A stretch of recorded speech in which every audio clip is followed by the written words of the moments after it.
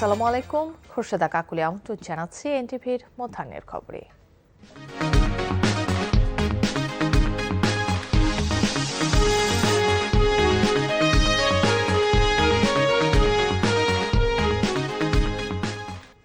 প্রধানমন্ত্রী Tarique Rahman বেজিংয়ের great hall of the পিপলে চীনের president Xi Jinping এর সঙ্গে বৈঠক করেছেন। স্থানীয় সময় সকাল 10:30টায় দুই নেতার এই বৈঠক হয়। এতে ব্যবসা, বিনিয়োগ, অবকাঠামো উন্নয়ন, শিক্ষা, স্বাস্থ্য সহ সেবা খাতে বাংলাদেশ ও চীন একসঙ্গে কাজ করার বিষয়ে ঐকমত্য পোষণ করেন দুই নেতা। এছাড়াও দুদেশের স্বার্থ সংশ্লিষ্ট বিভিন্ন বিষয়ে আলোচনা হয়। এর আগে চীনের তিয়ানআনমেন স্কোয়ারে পুষ্পস্তবক অর্পণ করেন প্রধানমন্ত্রী তারেক রহমান। চীন থেকে আরও জানাচ্ছেন হাসান মাহমুদ।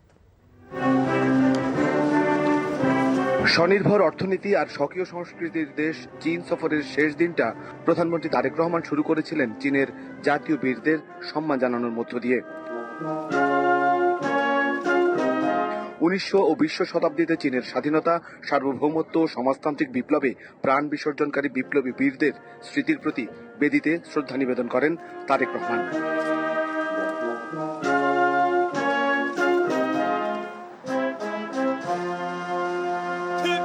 এরপর সফরের সবচেয়ে গুরুত্বপূর্ণ বৈঠকে যোগ দেন বাংলাদেশের সরকার প্রধান। চীনের রাজসিক গ্রেট হলে বৈঠকে বসেন বাংলাদেশের প্রধানমন্ত্রী এবং চীনের প্রেসিডেন্ট শি জিনপিং। দুই দেশের স্বার্থ সংশ্লিষ্ট বিভিন্ন বিষয় আলোচনায় উঠে আসে বৈঠকে। ব্যবসা, বিনিয়োগ, অবকাঠামো উন্নয়নের বিষয়গুলো স্থান পায় আলোচনায়। বাংলাদেশের নদী ব্যবস্থাপনা, সেবা খাত সহ বিভিন্ন ইস্যুতে একসাথে কাজ করতে চায় ঢাকা ও বেইজিং। পরে চায়না কমিউনিস্ট পার্টির ঐতিহাসিক মিউজিয়াম পরিদর্শন করেন প্রধানমন্ত্রী তারেক রহমান। এছাড়া ন্যাশনাল পিপলস কংগ্রেসের স্ট্যান্ডিং কমিটির সদস্যদের সাথে সৌজন্য সাক্ষাৎ করেন প্রধানমন্ত্রী। 5 দিনের সফরের ইতি টেনে বিকেলে দেশে রওনা করবেন প্রধানমন্ত্রী তারেক রহমান। প্রধানমন্ত্রী তারেক রহমানের চীন সফরের মধ্য দিয়ে দুদেশের পারস্পরিক সম্পর্ক উন্নয়নের পাশাপাশি বাংলাদেশ এবং চীনের রাজনীতি, অর্থনীতি, ব্যবসা এবং বিনিয়োগের নানান বিষয় আলোচিত হয়েছে। ধারণা করা হচ্ছে চীনের ব্যবসায়ীরা বাংলাদেশে বিনিয়োগে এইবার আরো বেশি আস্থা ফিরে পাবে। তাই প্রধানমন্ত্রীর এই সফর থেকে বাংলাদেশের অর্থনৈতিক গতিশীলতা আসবে বলেই মনে করা হচ্ছে এবং বিশ্লেষকরা তাই মনে করছেন। Hasan Mahmud, NTV news, Beijing. আজ 10 মহরম, পবিত্র আশুরা। দিনটি মুসলমানদের কাছে অত্যন্ত তাৎপর্যপূর্ণ ও শোকাবহ। ইসলামের ইতিহাসে এই দিনে সংঘটিত নানা গুরুত্বপূর্ণ ঘটনার মধ্যে কারবালার মর্মান্তিক ঘটনা বিশেষভাবে স্মরণ করা হয়। পবিত্র আশুরা উপলক্ষে রাজধানীতে ধর্মীয় ভাবগাম্ভীর্যের মধ্য দিয়ে পালিত হয়েছে তাজিয়া মিছিল। কারবালার শোকাবহ স্মৃতি স্মরণে শিয়া সম্প্রদায়ের হাজারো মানুষ অংশ নেন এই মিছিলে। ছিল শান্তি, সম্প্রীতি ও মানবতার বার্তা। তাজিয়া মিছিল ঘিরে ছিল কঠোর নিরাপত্তা ব্যবস্থা। হিজরি 61 সনের 10 মহরম কারবালার প্রান্তরে ফোরাত নদীর তীরে মহানবী হযরত মুহাম্মদ সাল্লাল্লাহু আলাইহি সাল্লামের দৌহিত্র হযরত ইমাম হোসেন রাদিয়াল্লাহু আনহু এবং তার পরিবারের সদস্যরা নির্মমভাবে শহীদ হন। ইসলাম ধর্মের মহান আদর্শ সমুন্নত রাখতে কারবালায় হযরত ইমাম হোসেন রাদিয়াল্লাহু আনহু এর আত্মত্যাগ মানবতার ইতিহাসে সমুজ্জ্বল হয়ে আছে। আজকের এই মিছিলে আমরা ইমাম হোসেন আলাইহিস সালামের শোক মিছিল বের করে আমরা এটা জনগণকে জানাইতে চাই যে হকের সাথে থাকো। আমরা আসলে হযরত মুহাম্মদ সাল্লাল্লাহু আলাইহি সাল্লামের দৌহিত্র ইমাম হোসেন আলাইহিস সালামের জন্য আজকে আমাদের এই শোক যাত্রা আর কি। ধর্মভিত্তিক কোনো বিদ্বেষ না করে আমরা যেন মুসলমান ভাই ভাই করে একসাথে আমরা থাকতে পারি। দেশে আইনশৃঙ্খলা পরিস্থিতির চরম অবনতি ঘটেছে মন্তব্য করে জামায়াত আমির ডাক্তার শফিকুর রহমান বলেন, স্বরাষ্ট্রমন্ত্রী বিভিন্ন মন্ত্রণালয়ের দায়িত্ব নিয়ে কথা বললেও নিজ মন্ত্রণালয়ের ব্যাপারে উদাসীন। রাজধানীর আলফালা মিলনায়তনে জামায়াত ইসলামীর কেন্দ্রীয় মজলিসে শুরার বৈঠকে দলটির আমির ডাক্তার শফিকুর রহমান অভিযোগ করেন, স্বরাষ্ট্রমন্ত্রী নিজের দায়িত্ব যথাযথভাবে পালন করছেন না। তিনি বলেন, বিএনপি গণভোটের রায় না মানায় জাতীয় জীবনের সংকট তৈরি হয়েছে।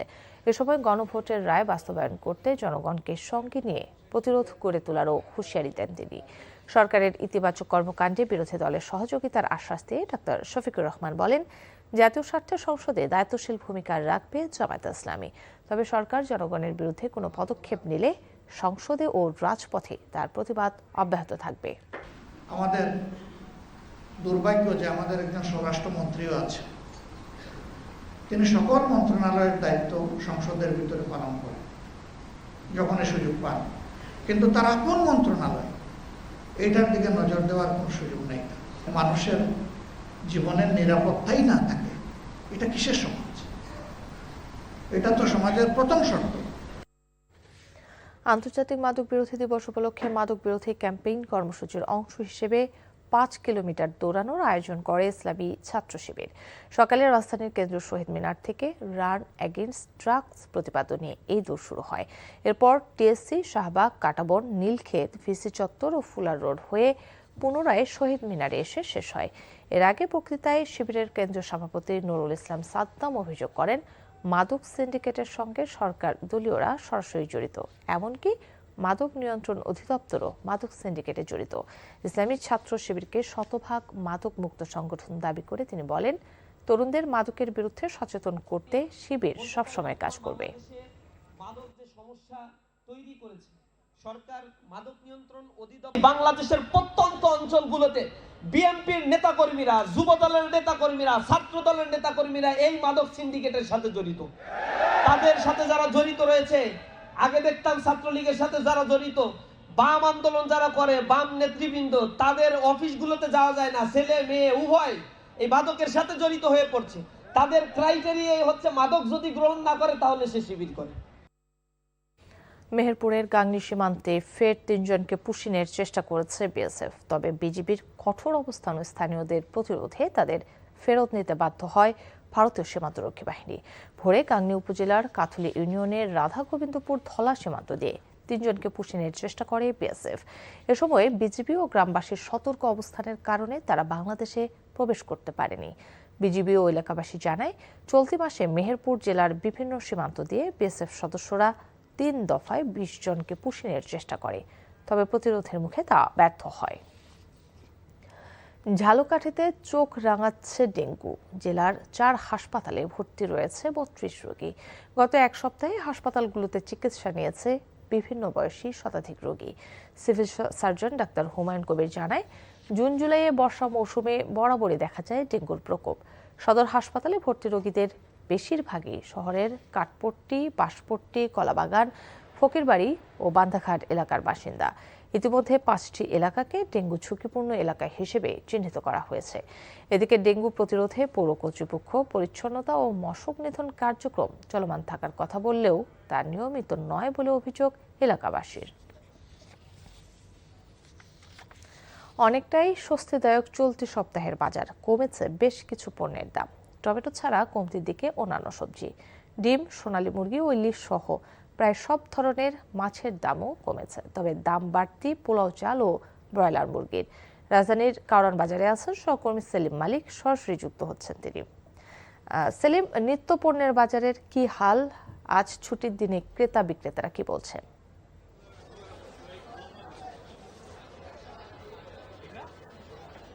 কাকলি, এই সপ্তাহে আমরা যেটা দেখতে পাচ্ছি, আমি রাজধানীর কারওয়ান বাজারে রয়েছি, বেশিরভাগ পণ্যের দামে কিন্তু কমেছে, তবে কিছু পণ্যের দাম বেড়েছে, তবে সেটি সংখ্যায় খুব কম। যেমন আমি এই মুহূর্তে রয়েছি সবজির বাজারে। সবজি বাজারে আমি যেটি দেখতে পাচ্ছি যে এই সপ্তাহে কিন্তু করলার দাম বেশ খানিকটা কমেছে। 120 টাকার যে করলা বিক্রি হতো, সেই করলা কিন্তু 50 থেকে 60 টাকায় বিক্রি হচ্ছে। 80 টাকার পটল বিক্রি হচ্ছে 50 থেকে 60 টাকায়। ধুন্দুল এবং ঝিঙ্গে বিক্রি হচ্ছে 50 থেকে 60 টাকায়, এই দামটাই বিক্রি হচ্ছে। বেগুন বিক্রি হচ্ছে প্রতি কেজি 100 টাকা কেজি দরে। তবে এই মুহূর্তে কিন্তু টমেটোর সিজন নয়, টমেটো কিন্তু আমদানি করে বিক্রি করতে হচ্ছে, এর জন্য দামটা কিন্তু বেশ বাড়তি আমরা দেখতে পাচ্ছি। 100 টাকা যে টমেটো ছিল কেজি প্রতি, সেটি এই সপ্তাহে বিক্রি হচ্ছে 160 টাকা কেজি দরে। এদিকে ব্রয়লার মুরগির দাম কিন্তু 5 টাকার মতো বেড়েছে, 155 টাকা ছিল, সেটি 160 টাকা বিক্রি হচ্ছে। তবে সোনালিকা মুরগির দাম কিন্তু প্রায় 20 টাকা মতো কমেছে। গত সপ্তাহে যে সোনালিকা মুরগি 350 থেকে 360 টাকায় বিক্রি হতো, সেটি এখন 340 টাকায় বিক্রি হচ্ছে এই সপ্তাহে। মুরগির সাথে কিন্তু ডিমের দামটা আমরা দেখতে পাচ্ছি বেশ খানিকটা কমেছে। গত সপ্তাহের 120 টাকার ডজনে যে লাল ডিম বিক্রি হতো, সেটি কিন্তু 110 থেকে 115 টাকার ডজন বিক্রি হচ্ছে। সাদা ডিমের দাম 10 টাকা কমে কিন্তু 100 টাকা ডজনে, 100 টাকা কমে 100 টাকায় বিক্রি হচ্ছে। আপনার চালের দামটা বলা যেতে পারে অন্যান্য BR28 এবং মিনিকেট চাল আগের দামে বিক্রি হচ্ছে, তবে পোলার চালের দাম আমরা দেখতে পাচ্ছি বেশ খানিকটা বাড়তি। যে পোলার চাল কিছুদিন আগে 140 140 টাকা কেজি বিক্রি হতো, সেটি 160 টাকা কেজিতে বিক্রি হচ্ছে। মাছের বাজারে কিন্তু বেশ স্বস্তি বলা যেতে পারে। মাছের বেশিরভাগ দেশি মাছের দাম কিন্তু আমরা দেখতে পাচ্ছি যে 150 থেকে 100, 200, 300 টাকা পর্যন্ত কমেছে। বিশেষ করে ইলিশের দামটা কিন্তু বেশ খানিকটা কমেছে। গত সপ্তাহে যে ইলিশ বিক্রি হতো কেজি প্রতি 3000 থেকে 3100 টাকায়, সেই ইলিশ কিন্তু আজকে বিক্রি হচ্ছে 2500 থেকে 2600 টাকা কেজি দরে। পেঁয়াজের দামটা আমরা দেখতে পাচ্ছি বেশ খানিকটা কমেছে। পেঁয়াজের দাম কিন্তু গত সপ্তাহে যে পেঁয়াজ বিক্রি হতো 50 টাকায়, সেটি আজকে বিক্রি হচ্ছে 30 থেকে 40 টাকা কেজি দরে। রসুনের দাম কমেছে 60 টাকার মতো, 200 টাকা রসুন বিক্রি হচ্ছে 140 টাকায়। আদা দামও বেশ খানিকটা কম, 220 টাকার আদা বিক্রি হচ্ছে 150 টাকায়। তবে আলুর দামটা 5 টাকার মতো বেড়েছে। আলু এই সপ্তাহে বিক্রি হচ্ছে 30 টাকা কেজির মধ্যে। তো কাকুলি, এই ছিল আমার কাছে চলতি সপ্তাহের বাজার দরের হালচাল। দর্শক, জানছিলাম বাজার দরের খবর। দীর্ঘ 13 বছর ধরে পরিত্যক্ত ঘোষিত ঝুঁকিপূর্ণ ভবনে চলছে মেহেরপুরের গাংনী উপজেলা স্বাস্থ্য কমপ্লেক্সের কয়েকটি ওয়ার্ডের চিকিৎসা সেবা। ছাদ ও দেয়ালে ফাটল, খসে পড়ছে পলেস্তারা। এরই মাঝে চিকিৎসা নিচ্ছে অসংখ্য রোগী।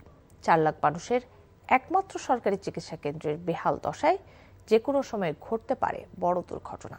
মেহেরপুর প্রতিনিধি রেজওয়ানুল বাশার তাপসের পাঠানো রিপোর্ট। যেখানে সুস্থতার আশায় ছুটে আসা, সেখানেই যেন মৃত্যুর হাতছানি। 1963 সালে যাত্রা শুরু 31 শয্যার মেহেরপুরের গাংনী উপজেলা স্বাস্থ্য কমপ্লেক্সের। 2006 সালে উন্নীত হয় 50 শয্যায়। 2013 সালে হাসপাতালে এ ভবন পরিত্যক্ত ঘোষণা করা হয়। তবে বিকল্প ব্যবস্থা না থাকায় নামমাত্র সংস্কারে এখানেই চলছে গুরুত্বপূর্ণ কয়েকটি ওয়ার্ডের কার্যক্রম। চিকিৎসা সেবা নিতে এসে আতঙ্কে রোগী ও স্বজনরা। নাজেহাল অবস্থা, রড দেখা যাচ্ছে, ইলেকট্রিক্যাল অবস্থা, ফ্যান ভেঙে পড়ে যেতে পারে যে কোনো সময়। বিল্ডিং ফেটে গেছে, সব ফাট ধরেছে, ভাঙ্গা, রাতে ঝড় উঠেছিল, আমাদের ভয় লাগছিল বিল্ডিং ভেঙে গায়ের উপরে পড়বে বলে। আমাদের তো এখানে সেবা দিতে আসতে গিয়ে ভয় করে যে কোনো না কোনো এক সময় হয়তো বা বিল্ডিংটার ছাদ এর দিকে তাকালে দেখা যাচ্ছে যে ওই ছাদের কিছু ক্লাবটা ধসে পড়ছে। এক যুগের বেশি সময় ধরে ঝুঁকিপূর্ণ পরিত্যক্ত ভবনই চিকিৎসা সেবা। স্বাস্থ্য অধিদপ্তর ঊর্ধ্বতন কর্মকর্তাদের জানিয়েও মেলেনি সমাধান। পুরাতন যে বিল্ডিংটা, এখানে পুরুষ ওয়ার্ড এবং সাথে বাচ্চাদের রাখা হয়। তো আমি নিজে ওখানে ভ্রমণের সময় দেখছি বা ভিজিটের সময় দেখছি যে উপরে ছাদ থেকে কলেজটা ছোট ছোট করছে। আমি নিজেও চিঠি পাঠাইছি, এর আগে পাঠাইছিলাম, গতকালকে আবার পুনরায় পাঠাইছি। প্রতিদিনই বাড়ছে উদ্বেগ।